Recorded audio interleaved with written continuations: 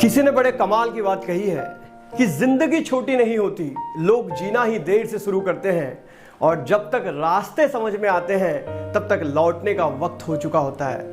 Hey guys, welcome to my channel. मैं हूं आपका दोस्त अंकित और फिर आज हूं आपके सामने एक छोटी सी कहानी लेकर। कहानी छोटी लेकिन सीख बड़ी। ये कहानी एक फैक्ट्री की है, एक खुशहाल फैक्ट्री, जो फैक्ट्री बहुत बेहतरीन तरीके से चल रही है। फैक्ट्री के वर्कर भी बढ़िया काम कर रहे हैं, फैक्ट्री का बॉस भी बढ़िया काम कर रहा है, लेकिन धीरे धीरे कंपनी के वर्कर के मन में कंपनी के प्रेसिडेंट के प्रति दुर्व्यवहार के कारण गुस्सा निर्माण होने लगता है। कंपनी के वर्कर अपने प्रेसिडेंट को हटाने की बात करने लगते हैं। एम्प्लॉय इकट्ठा होकर चर्चा करने लगते हैं कि हमें प्रेसिडेंट को हटाना है। उस प्रेसिडेंट के कुछ खास लोग होते हैं और वो प्रेसिडेंट के पास पहुंचते हैं और प्रेसिडेंट को बताते हैं कि कंपनी में जितने भी एम्प्लॉय हैं वो आपके खिलाफ हो चुके हैं, वो आपको हटाने का प्लान कर रहे हैं। ये बात सुनने के बाद प्रेसिडेंट ये सोचने लगता है, जब एम्प्लॉय को मैं पसंद नहीं हूं तो मैंने खुद ये पद को छोड़ देना चाहिए। और वो दूसरे कंपनी के प्रेसिडेंट से बात करता है, यहां वहां ढूंढता है और एक अच्छे प्रेसिडेंट को ढूंढ निकालता है और उस प्रेसिडेंट को कंपनी में बुलाकर एक दिन अपना इस्तीफा उस प्रेसिडेंट के हाथ में दे देता है और कंपनी के एम्प्लॉय से कहता है कि तुम लोगों को मैं पसंद नहीं था तो मैं खुद अपने पद को छोड़ रहा हूं। आज से इस कंपनी का कारभार ये नए प्रेसिडेंट संभालेंगे।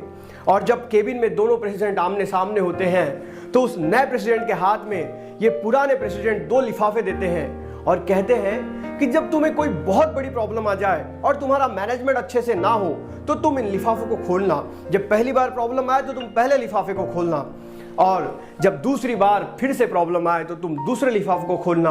कोई ना कोई सॉल्यूशन जरूर मिल जाएगा। और ये जो नया प्रेसिडेंट होता है बोलता है क्या चक्कर है लिफाफे का, तो वो जो बोलते हैं आपको वक्त आने पे सब बराबर समझ जाएगा और वो प्रेसिडेंट उस कंपनी को छोड़ देते हैं।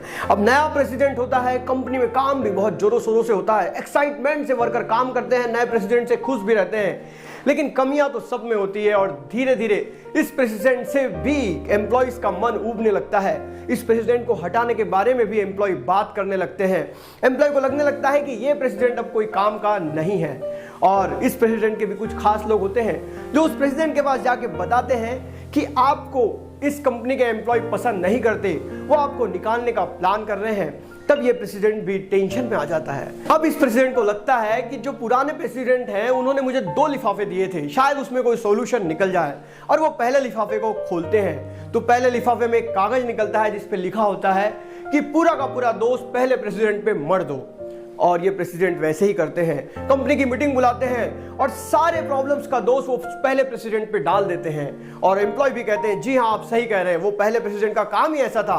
अब सारे खुश होते हैं, फिर से कंपनी में अच्छे से काम होने लगता है। इस प्रेसिडेंट के प्रति जो दूजा भाव होता है वो भी कम होने लगता है। लेकिन फिर 6-7 महीने बीतते हैं और एम्प्लॉय के मन में फिर इस नए प्रेसिडेंट के लिए मन में दूजा भाव तैयार हो जाता है। इस नए प्रेसिडेंट के भी एम्प्लॉय फिर से गुस्सा करने लगते हैं और उसे निकालने की साजिश रचने लगते हैं। इस प्रेसिडेंट के पास फिर इसके जो पास के लोग हैं वो पहुंचते हैं और बताते हैं कि एम्प्लॉय के मन में फिर से आपके प्रति गुस्सा है।